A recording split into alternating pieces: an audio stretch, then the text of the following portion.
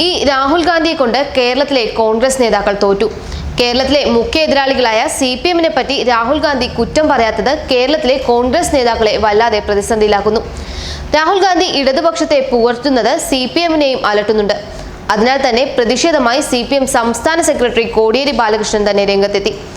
ലോക്സഭാ തെരഞ്ഞെടുപ്പിൽ കേരളത്തിൽ LDF വൻ വിജയം ലഭിക്കുമെന്ന തിരിച്ചറിഞ്ഞാണ് രാഹുൽ ഗാന്ധി ഇടതുപക്ഷത്തെ പ്രകീർത്തിക്കുന്നതെന്ന് കോടിയേരി ബാലകൃഷ്ണൻ പറഞ്ഞു. തിരഞ്ഞെടുപ്പ് പ്രചാരണത്തിന്റെ ആദ്യഘട്ടത്തിൽ തന്നെ മേൽക്കൈ നേടിയ LDF കഴിഞ്ഞ ലോക്സഭാ തെരഞ്ഞെടുപ്പിനേക്കാളും കൂടുതൽ സീറ്റും വോട്ടും നേടുമെന്ന് ഉറപ്പായി കഴിഞ്ഞിട്ടുണ്ട്. ഇത് തിരിച്ചറിഞ്ഞാണ് കേരളത്തിലെത്തി രാഹുൽ ഗാന്ധി ചുവട് മാറ്റി ചവിട്ടുന്നത്.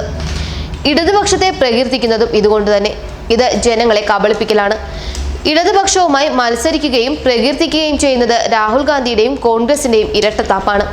BJP ശക്തി കേന്ദ്രങ്ങളിൽ ശക്തമായ മത്സരം നടത്താനാകാത്തതിനാലാണ് രാഹുൽ ഗാന്ധി കേരളത്തിൽ വന്ന് മത്സരിക്കുന്നത്. കാസർഗോഡ് പ്രസ് ക്ലബിന്റെ മീറ്റ് ദി പ്രസിൽ സംസാരിക്കുകയായിരുന്നു കോടിയേരി. കേരളത്തിൽ മതനിരപേക്ഷ സർക്കാരാണുള്ളത്. BJPക്കെതിരെ വിശാല സഖ്യം ഉണ്ടാക്കാനുള്ള താല്പര്യം കോൺഗ്രസിനില്ല. ഡൽഹി, ഹരിയാന, പഞ്ചാബ്, രാജസ്ഥാൻ, മധ്യപ്രദേശ് തുടങ്ങിയ സംസ്ഥാനങ്ങളിൽ BJPക്കെതിരെ ശക്തമായ കൂട്ടുകെട്ടുണ്ടാക്കാൻ കോൺഗ്രസിനായില്ല. ഇത് സന്തോഷിപ്പിക്കുന്നത് BJPയെയാണ്. രാഹുൽ കേരളത്തിൽ മത്സരിക്കുന്നതിൽ സന്തോഷം BJPക്ക്. 6 സംസ്ഥാനങ്ങളിൽ മാത്രമാണ് BJPയും കോൺഗ്രസും നേരിട്ട് ഏറ്റുമുട്ടുന്നത്. മറ്റു സംസ്ഥാനങ്ങളിൽ കോൺഗ്രസ് ഇതര കക്ഷികളാണ് BJPയുമായി ഏറ്റുമുട്ടുന്നത്. കഴിഞ്ഞ ലോക്സഭാ തിരഞ്ഞെടുപ്പിൽ NDA 38.5% വോട്ട് നേടിയപ്പോൾ UPA ഇതര കക്ഷികൾക്ക് 39% വോട്ട് ലഭിച്ചു.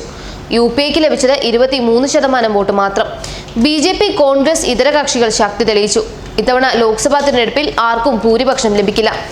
ജനവിരുദ്ധ നയങ്ങൾക്കെതിരെ ബദലുയർത്തുന്ന ഇടതുപക്ഷത്തിന്റെ ശക്തമായ പിന്തുണയിൽ മതേതര സർക്കാർ നിലവിൽ വരും.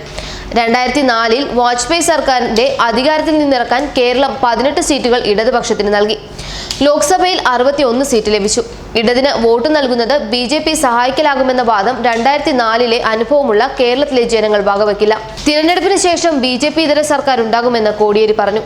അതേസമയം രാഹുലിനെതിരെയുള്ള പ്രചാരണം ശക്തിപ്പെടുത്താൻ CPM general secretary Sitaram Yechury ഇന്ന് വയനാട് മണ്ഡലത്തിൽ പ്രചാരണത്തിനിറങ്ങും.